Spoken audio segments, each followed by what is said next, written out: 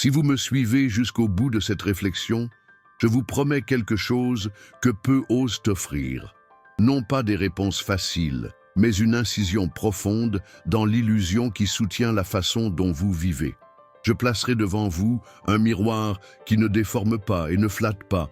Il montre simplement ce qui a toujours été là, même lorsque vous prétendiez ne pas le voir. Respirez profondément avant de continuer, car une fois cette porte franchie, il n'y aura plus de retour.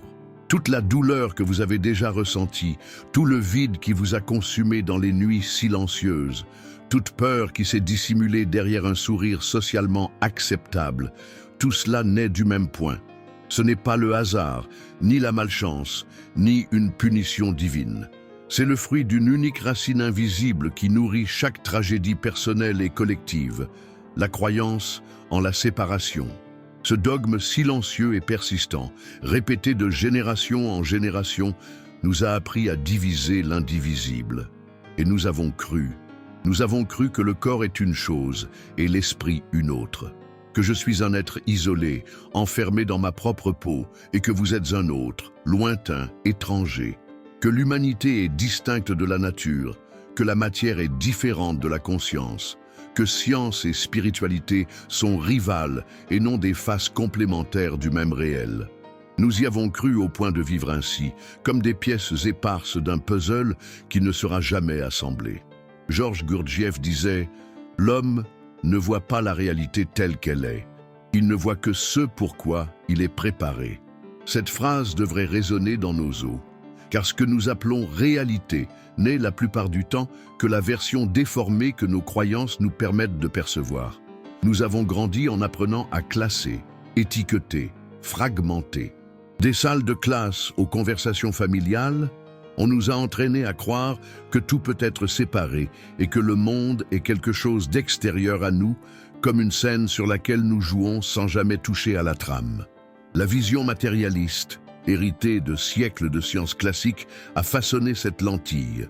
Isaac Newton, avec son génie, nous a présenté un univers fait d'engrenages parfaits, prévisibles et froids. Comme une horloge monumentale, le cosmos semblait fonctionner sans émotion, sans conscience, obéissant à des lois qui n'avaient rien à voir avec nous.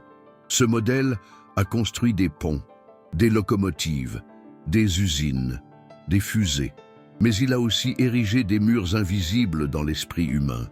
Des murs qui nous ont convaincus que nous sommes de simples spectateurs impuissants face à la scène cosmique. Et nous avons accepté. Accepté que la vie est ce qu'elle est, que nous sommes des pièces interchangeables sur un immense échiquier, que nos sentiments et nos pensées n'ont aucune influence sur ce qui nous arrive. Cette acceptation, plus que toute catastrophe, est la véritable tragédie, car elle nous endort. Elle nous habitue à vivre en pilote automatique, soutenant un monde que nous n'avons pas consciemment choisi. Mais il existe quelque chose qu'on ne vous a pas dit, ou si on vous l'a dit, on s'est empressé de le ridiculiser. Lorsque des scientifiques ont osé regarder plus loin, au-delà des certitudes de la physique classique, ils ont découvert un paradoxe qui fait s'effondrer tout ce récit. En sondant la matière jusqu'à ses limites, ils n'ont pas trouvé la solidité attendue. Ils ont trouvé de la vibration, du vide et de la conscience. Comme si la réalité, en son cœur, était faite moins de choses que d'êtres. Ce constat est trop inconfortable pour être assimilé par ceux qui ont toujours cru que le monde est solide, fixe et prévisible. Car si la conscience est au centre, alors tout ce que vous pensez, ressentez et croyez n'est pas anodin. C'est structurel. C'est la brique et le mortier de la réalité que vous habitez. Et cela signifie que chaque instant de votre vie est, en partie, votre co-création. Mais comprenez, reconnaître cette co-création n'est pas une invitation à la fantaisie infantile selon laquelle il suffit de vouloir pour que tout arrive. Non, c'est bien plus sérieux.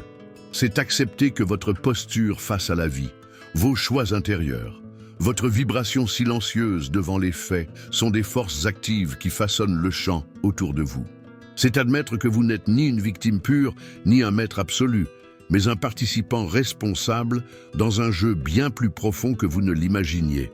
Gurdjieff disait aussi « L'homme est une machine, mais une machine qui peut devenir consciente d'elle-même. Et peut-être est-ce précisément ce qui est en train de se produire ici, maintenant. Pendant que vous lisez ces lignes, quelque chose en vous réalise peut-être que vous avez vécu comme cette machine, en réagissant aux stimuli, en répétant des schémas, en croyant que c'était là toute l'étendue du possible. Le problème, c'est qu'une machine programmée pour voir la séparation ne reproduira que la séparation. Et chaque fois que vous croyez qu'il existe un autre totalement distinct de vous, vous renforcez la logique invisible qui alimente guerre, préjugés, abus et solitude. Car il est facile de blesser ce que l'on croit étranger. Il est facile d'ignorer une douleur que l'on ne reconnaît pas comme la sienne. Alors, laissez-moi vous poser cette question, et qu'elle ne vous quitte pas de sitôt. Et si toute votre vie jusqu'ici avait été façonnée par cette illusion? Et si la souffrance que vous croyez inévitable n'était que le reflet de cette croyance jamais remise en question? Et si, juste sous vos yeux, il existait une réalité que vous n'avez jamais permis d'exister, simplement parce que vous avez appris à regarder avec les mauvais yeux? Peut-être est-il temps, maintenant, de commencer à voir. Toute idée qui remet en question ce que nous croyons à propos de nous-mêmes traverse inévitablement un champ de mine. D'abord, elle est ignorée ou ridiculisée. Ensuite, on la combat bec et ongles. Ce n'est qu'ensuite, lentement, qu'elle est acceptée. Et lorsque cela arrive, elle semble soudain évidente. Il en est ainsi de tout ce qui menace les fondations invisibles sur lesquelles nous avons construit notre vie. Cette résistance n'est pas seulement intellectuelle, elle est viscérale. Car changer de paradigme, c'est bien plus que remplacer des concepts. C'est laisser mourir une partie de nous qui se maintenait grâce à cette ancienne vision. Peut-être avez-vous déjà ressenti cela, pas forcément avec des théories scientifiques, mais avec des événements qui ont changé votre façon de vivre.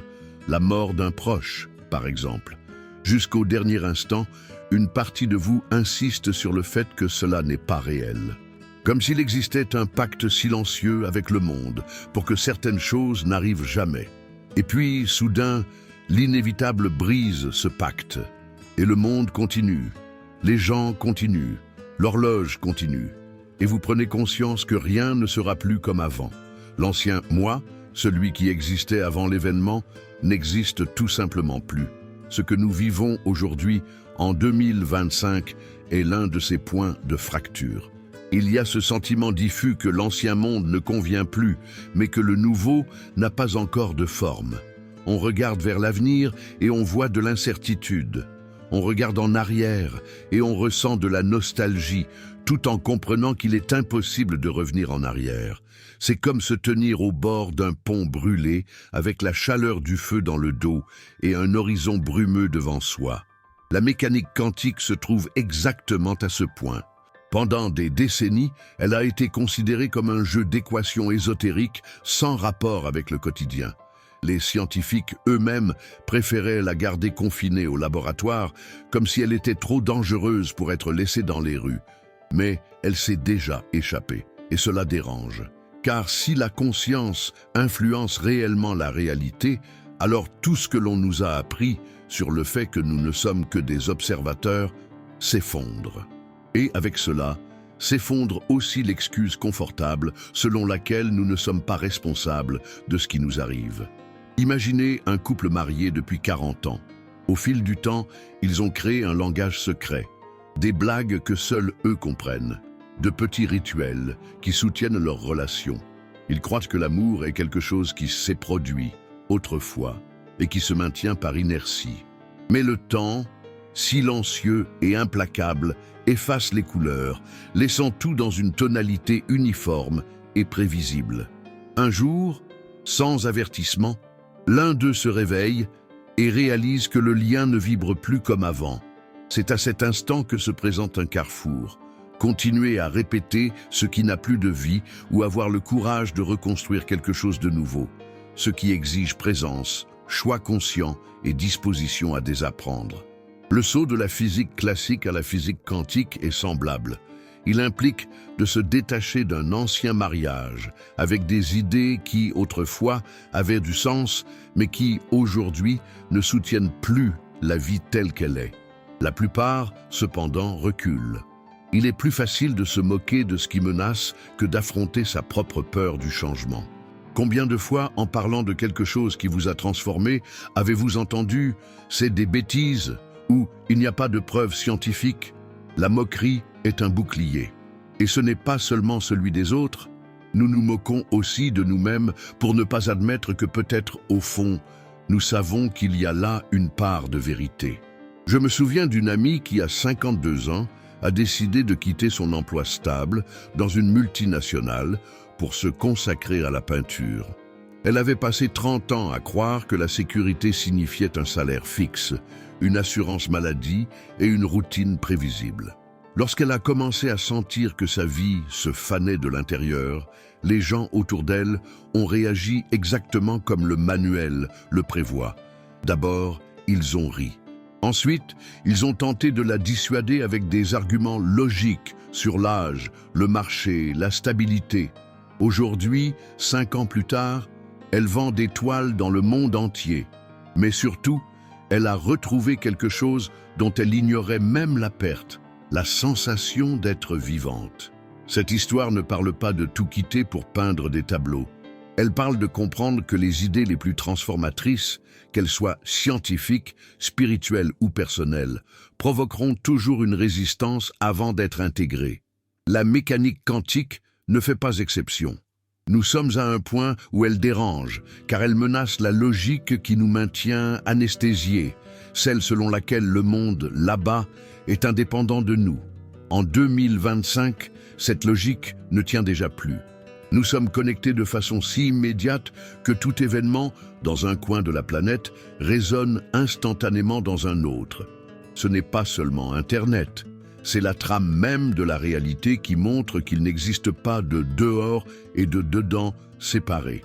Mais admettre cela exige plus qu'accepter une théorie. Cela exige une responsabilité émotionnelle, et c'est peut-être pour cela qu'il est plus facile pour beaucoup de rejeter.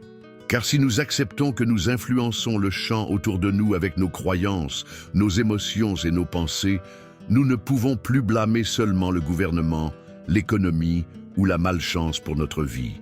Nous devons affronter nos propres choix invisibles, ceux que nous faisons chaque jour sans nous en rendre compte. Regardez-vous avec honnêteté.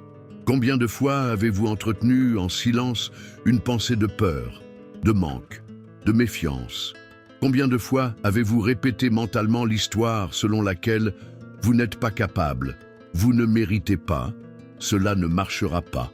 Ces petites émissions constantes et presque automatiques façonnent le champ autour de vous.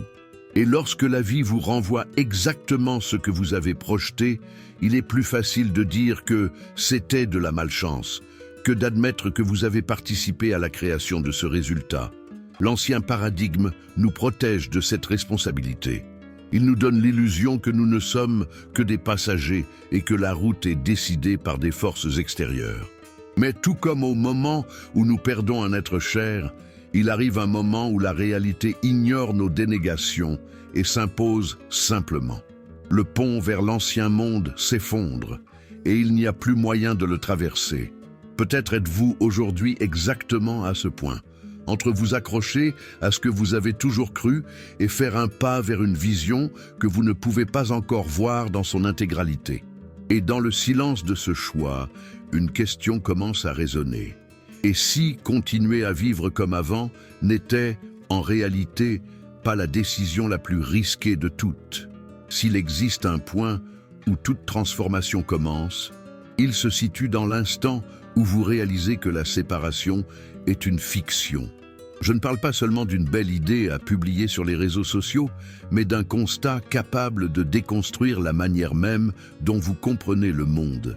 Quand nous disons que tout est connecté, ce n'est pas une métaphore poétique, c'est une description littérale de ce que la physique, la philosophie et les traditions spirituelles tentent de nous montrer depuis des siècles. Et pourtant, la plupart d'entre nous vivent comme si nous étions des îles.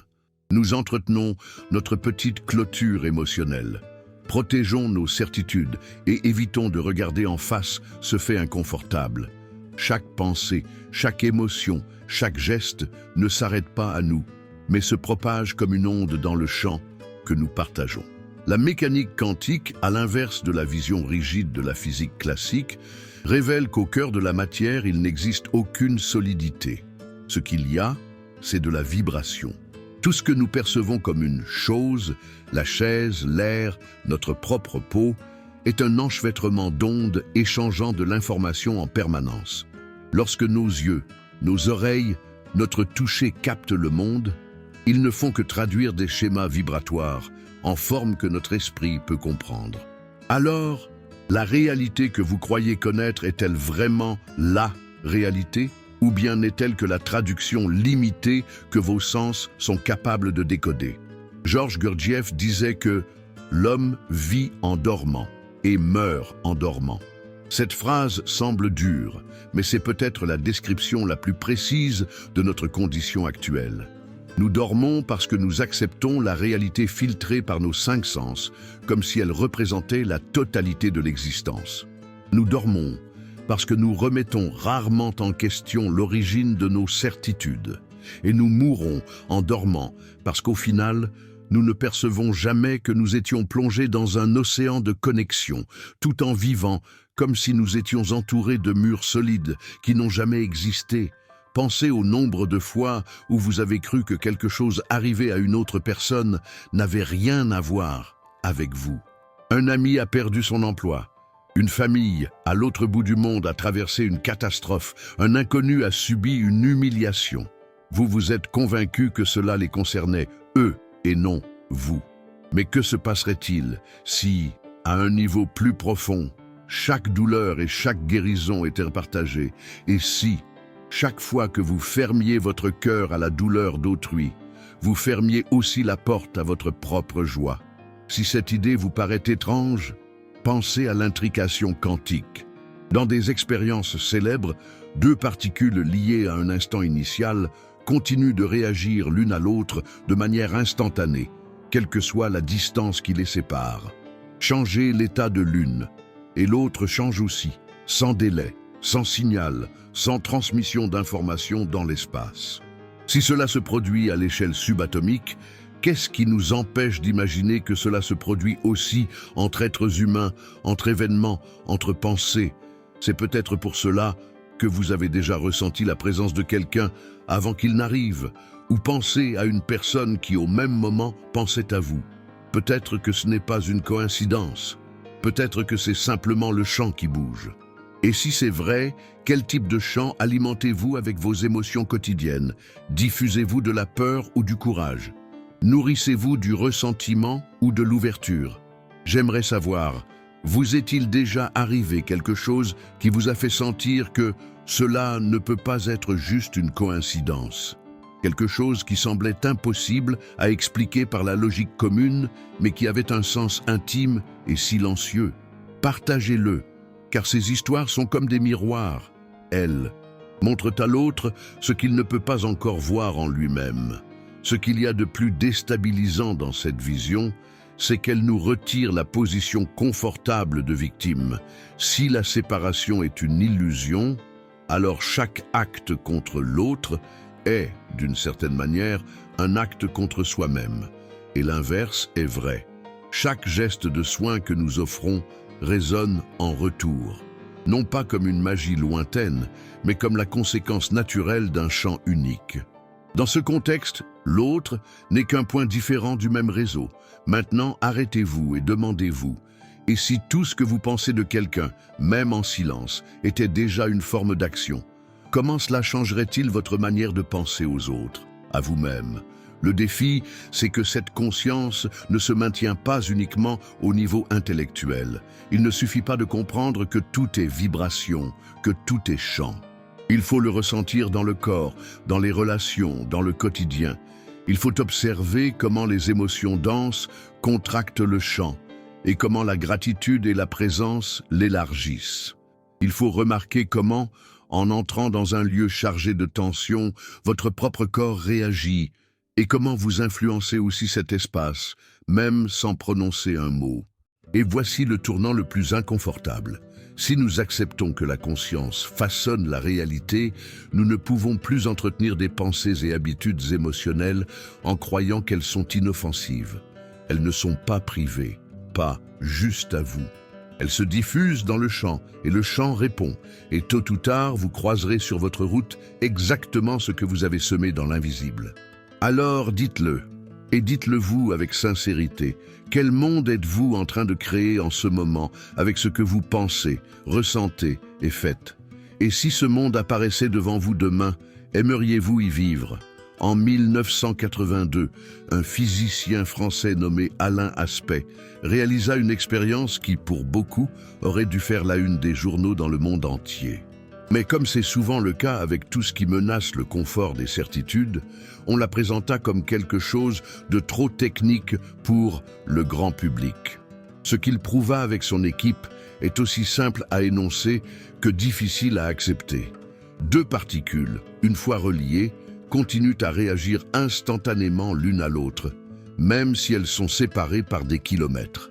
Il n'y a pas de fil, pas de signal, pas de délai. Ce qui arrive à l'une arrive à l'autre au même instant. Cela renverse la logique apprise à l'école, selon laquelle l'information doit voyager dans l'espace et dans le temps. Et si cela renverse cette logique dans le monde subatomique, pourquoi ne pourrait-elle pas aussi le faire dans le nôtre? Imaginez que vous et une autre personne soyez ces particules. À un moment donné, vous vous êtes rencontrés, vous avez échangé un regard, une parole, un geste significatif. En surface, vous avez suivi des chemins différents. Mais au niveau le plus profond, quelque chose est resté relié. Quand vous changez, elle le sent. Quand elle change, vous le sentez. Ce n'est pas une métaphore, c'est de la physique. Et si cela est vrai pour deux points de l'univers, qu'est-ce qui empêche que ce soit vrai pour tous? Ce phénomène s'appelle l'intrication quantique et son implication est troublante. La séparation est un tour de la perception. Au fond, il n'existe pas de deux. Il n'y a qu'un seul champ qui s'exprime en plusieurs points. Les traditions spirituelles le disent depuis des millénaires. Ce qui est en haut est comme ce qui est en bas. Ce que vous faites au plus petit de mes frères, c'est à moi que vous le faites. Nous sommes tous un. Mais aujourd'hui, pour la première fois, la science commence à s'approcher de cette même conclusion, même si c'est avec réticence. Pouvez-vous mesurer ce que cela signifie pour vos relations? Cela signifie que chaque mot que vous adressez à quelqu'un, chaque intention silencieuse que vous nourrissez, chaque jugement que vous entretenez, ne reste pas enfermé dans votre esprit, il résonne, il agit. Si vous humiliez, c'est vous qui devenez plus petit. Si vous élevez, c'est vous qui vous dilatez. C'est la mathématique invisible du champ unique. Tout ce qui sort de vous est déjà en train de revenir, avant même de arriver à l'extérieur. Georges Gurdjieff disait « La vie est réelle seulement lorsque je suis ». Et peut-être que ce « être » auquel il se réfère est précisément cette conscience de l'unité. Être présent, ce n'est pas seulement remarquer ce qui vous arrive, c'est percevoir que ce qui arrive à l'autre est, d'une certaine manière, aussi en train de vous arriver. Quand nous vivons engourdis, cette perception se perd et nous agissons comme si nos choix n'avaient pas de poids au-delà de notre petite sphère personnelle. Mais la vérité, c'est qu'au niveau le plus profond, il n'existe pas ma sphère et ta sphère. Il n'y a qu'un seul océan. Voulez-vous un exemple que vous avez peut-être déjà vécu? Ce moment où, sans savoir pourquoi, vous sentez qu'il faut appeler quelqu'un. Et lorsque vous le faites, vous découvrez que cette personne traversait justement une période difficile à ce moment-là. Ou l'inverse, quelqu'un vous écrit « J'ai pensé à toi aujourd'hui ». Et cela arrive le jour où vous aviez le plus besoin de l'entendre. Coïncidence? Ou bien est-ce le chant qui agit en silence, ajustant ses fils invisibles? Le plus fascinant, c'est que lorsque nous comprenons cette dynamique, nous commençons à percevoir à quel point nos petits choix comptent. La manière dont vous regardez le caissier du supermarché, la façon dont vous réagissez au conducteur qui vous coupe la route, même ce que vous pensez avant de dormir, tout cela nourrit le champ que vous partagez avec des milliards d'autres êtres. Il n'existe pas d'acte neutre. Il y a un fait curieux que peu connaissent. En 1998, l'Institut des sciences noétiques a mené des expériences en surveillant des générateurs de nombres aléatoires dans différentes régions du monde.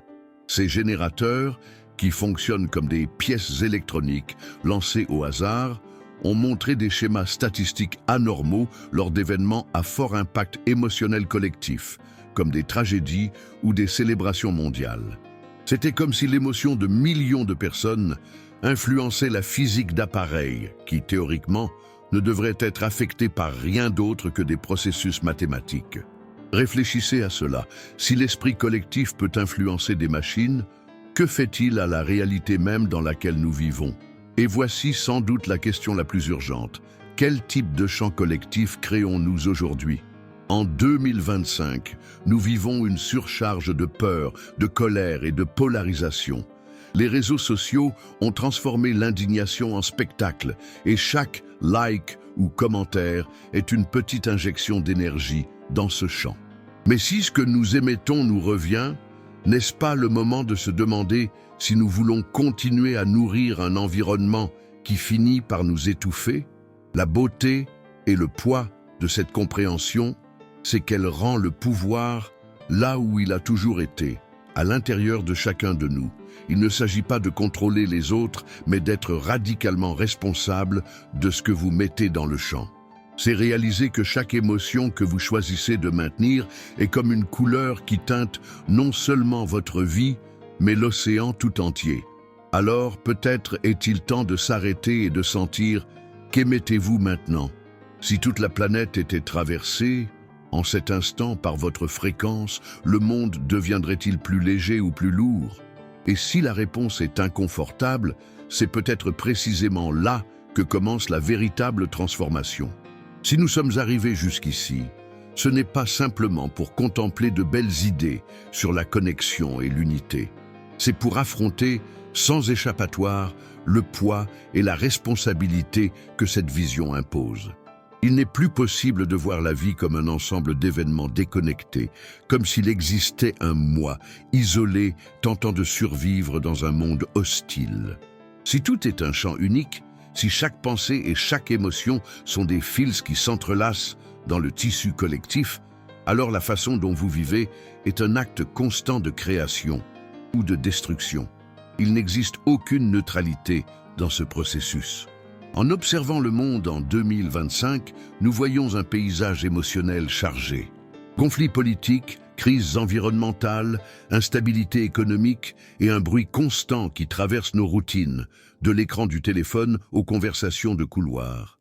Il est facile de croire que nous ne faisons que recevoir passivement ces turbulences. Mais la physique et l'expérience humaine montrent autre chose. Nous sommes des émetteurs et des amplificateurs. Chaque fois que nous réagissons avec colère, peur ou indifférence, nous renforçons le champ qui maintient ces états. Chaque fois que nous répondons avec clarté, compassion et présence, nous modifions la fréquence, même de façon subtile. Georges Gurdjieff disait « La véritable liberté commence lorsque l'on devient conscient de soi-même ». Et cette conscience de soi ne consiste pas seulement à savoir ce que l'on ressent, mais à percevoir l'impact invisible que l'on exerce sur le monde à chaque instant. C'est comprendre que notre façon d'être, de penser et d'agir ne s'arrête pas à nous. Elle résonne. Et cette résonance façonne la réalité que vous et tous les autres allez habiter. Pensez aux dernières semaines de votre vie. Combien de fois vous êtes-vous laissé agir en pilote automatique, répétant de vieux schémas parce que ça a toujours été comme ça? Combien de fois vous êtes-vous fermé à quelqu'un, tout en sachant que vous auriez pu tendre la main? Combien de fois avez-vous nourri intérieurement une pensée corrosive, croyant qu'elle resterait enfermée en vous? Peut-être n'avez-vous jamais considéré que chacune de ces petites décisions est comme une goutte tombant dans un lac. Le mouvement peut sembler minime, mais les ondes qu'il génère vont bien au-delà de ce que vous pouvez voir. La vérité, c'est que nous portons l'illusion que les grands changements doivent commencer à l'extérieur. De nouvelles lois, de nouveaux dirigeants, de nouvelles conditions. Et même si ces éléments ont leur importance, rien n'égale l'effet cumulatif des micro-décisions individuelles. Une conversation où vous choisissez d'écouter plutôt que de réagir. Un moment où vous décidez de respirer avant de répondre. Un jour où vous choisissez de nourrir votre champ intérieur avec quelque chose qui élève, plutôt que de le remplir de bruit. Ces petites actions sont des graines, et des graines, plantées en grand nombre, transforment des paysages entiers. Nous ne devons pas oublier que l'environnement que nous cultivons autour de nous, interne et externe, est déterminant. La qualité de nos pensées, émotions et paroles est le sol sur lequel nous grandissons. Ce que nous consommons, les personnes que nous côtoyons, les lieux que nous fréquentons, tout cela nourrit ou épuise notre vibration. Et, comme dans tout écosystème, ce qui est nourri fleurit, ce qui est négligé dépérit. C'est simple et implacable. Imaginez maintenant, ne serait-ce qu'un instant, que chaque personne autour de vous commence à prendre soin consciemment de ce champ. Imaginez si chaque interaction était traitée comme une occasion d'élever et non de réduire. Imaginez si la peur et l'hostilité qui dominent tant de conversations étaient remplacées par la clarté et l'intention. Ce n'est pas une utopie, c'est de la physique. Un champ collectif est la somme de ses parties. Si suffisamment de parties changent, le champ change. Mais il y a un obstacle silencieux, la tendance humaine à attendre que l'autre commence. Nous attendons que le partenaire change, que le patron change, que la société change avant d'agir. C'est là que la véritable conscience se met à l'épreuve. Car en percevant que vous et l'autre êtes des expressions du même champ, cette attente perd tout son sens. Quand vous changez, le champ change. Quand le champ change, tout le monde change, même si cela reste imperceptible au début. Ce n'est pas une tâche d'un jour, ni d'un mois. C'est un engagement continu qui exige attention et pratique. C'est accepter qu'à chaque instant, vous choisissez quelle version de la réalité vous souhaitez renforcer. Et ce choix n'est pas abstrait. Il se traduit dans votre façon de parler, de penser, d'agir et même de vous taire. C'est pourquoi la compréhension de l'unité ne peut pas rester un simple concept gardé dans l'esprit. Elle doit devenir une pratique vivante, soutenue par des gestes concrets et constants. Elle doit sortir des phrases inspirantes pour entrer dans la manière dont vous traversez une journée ordinaire. Car c'est dans la journée ordinaire que le champ se façonne. Regardez-vous maintenant avec une honnêteté totale. Qu'est-ce que vous nourrissez? Qu'est-ce que vous laissez croître? Si la vie était le reflet exact de ce que vous mettez dans le champ, seriez-vous satisfait de ce que vous voyez? Il est peut-être temps d'arrêter d'attendre que le monde vous convainque de changer et à la place d'assumer le rôle de celui qui initie le mouvement.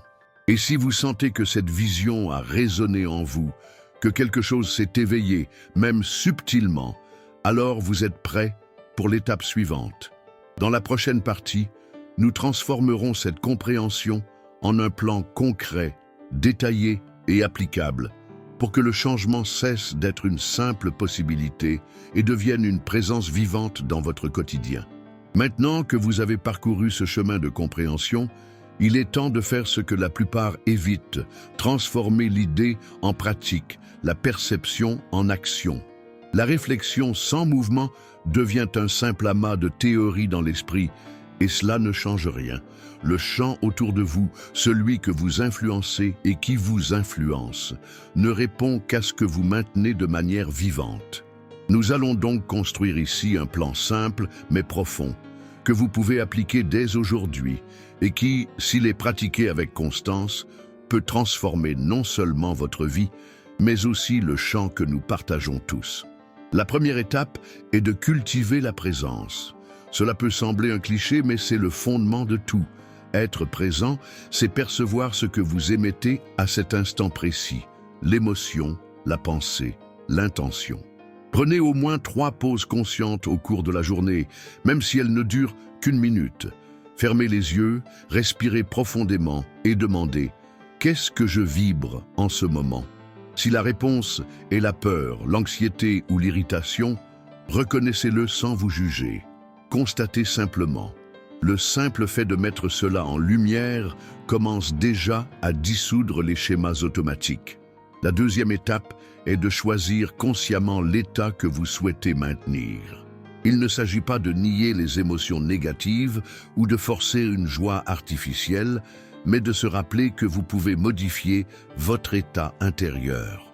Une méthode pratique. Associez un geste physique simple, posez la main sur votre poitrine ou redressez votre posture à un sentiment que vous voulez renforcer, comme le calme, la confiance ou la gratitude. Chaque fois que vous répétez ce geste, évoquez le souvenir et la sensation correspondant. Vous créez ainsi un raccourci neurologique qui vous permet de changer de fréquence lorsque c'est nécessaire. La troisième étape consiste à soigner votre environnement intérieur.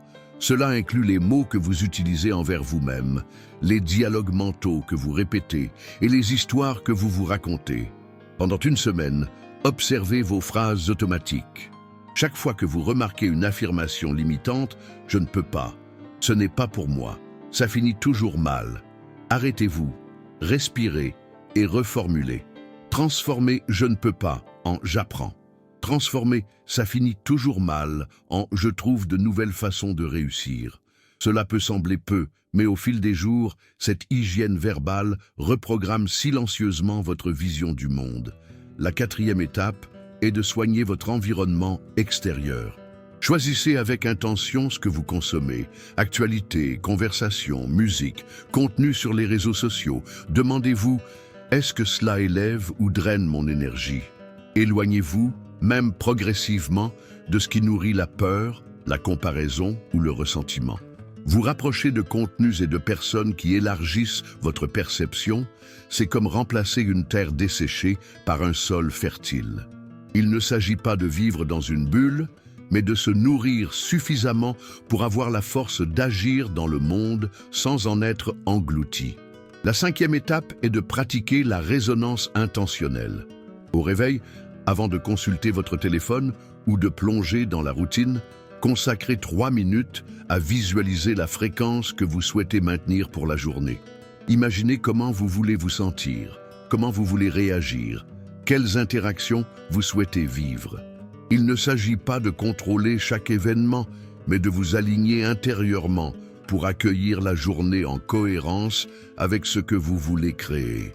En fin de journée, avant de dormir, répétez le processus, mais cette fois en revoyant mentalement les moments où vous avez réussi à maintenir cette fréquence.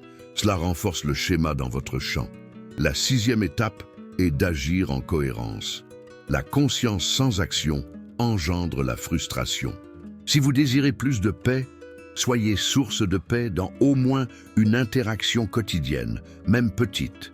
Si vous voulez plus de prospérité, pratiquez la générosité, que ce soit du temps, de l'attention ou des ressources. Si vous voulez plus d'amour, exprimez l'amour sans attendre un retour immédiat. Le chant répond non seulement à ce que vous pensez, mais aussi à ce que vous faites. La septième étape est de réviser et d'ajuster. À la fin de chaque semaine, prenez un moment pour observer ce qui a changé. Demandez-vous, qu'est-ce qui a fonctionné? Où suis-je revenu à mes anciens schémas? Que puis-je faire différemment? Cette auto-observation constante, comme l'enseignait Gurdjieff, est la clé pour ne pas retomber dans le sommeil de l'inconscience. C'est elle qui garde le processus vivant et dynamique. Enfin, souvenez-vous, ce n'est pas un plan à suivre de manière rigide et punitive. C'est un chemin à vivre avec douceur. Il y aura des jours où vous échouerez et c'est normal. Le chant n'exige pas la perfection, il exige la constance. C'est la répétition douce mais ferme qui change le schéma. Si vous sentez que ces mots ont touché quelque chose en vous, qu'ils ont réveillé une reconnaissance intime qu'il est possible de vivre autrement, alors commencez aujourd'hui. De petits gestes, répétés chaque jour, transforment non seulement votre fréquence, mais aussi la qualité du chant dans lequel nous vivons tous. Et c'est là, au fond, ce qui importe le plus. Vivre de telle manière que votre présence soit un cadeau pour le monde. Si cette vidéo vous a apporté clarté et inspiration, abonnez-vous à la chaîne pour continuer ce voyage ensemble. Aimez la vidéo pour que ce message atteigne plus de personnes et surtout, partagez dans les commentaires votre expérience, vos prises de conscience et ce que vous comptez mettre en pratique à partir de maintenant. Votre histoire peut être l'étincelle qui réveille quelqu'un qui dort encore.